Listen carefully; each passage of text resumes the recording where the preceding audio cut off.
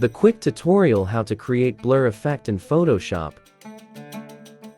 Open U Photoshop and open U image. Go to the select menu and click on the subject.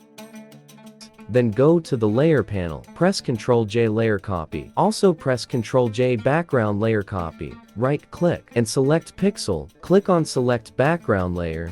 Then go to the select menu and click on the modify to expand and expand via 10. Then go to the edit menu and click on the fill. Press Ctrl D deselect.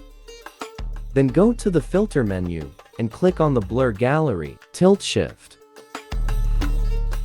and apply the blur effect.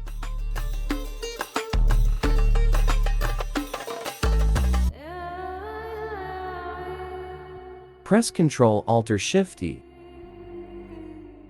Then go to filter menu, click on the camera raw filter, and follow the process.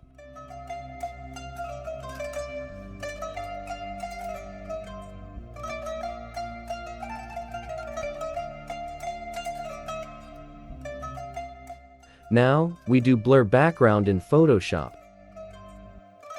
That's it. If you find this video helpful, please make sure to subscribe our Graphics Solution Tricks channel and click the bell icon for more updates.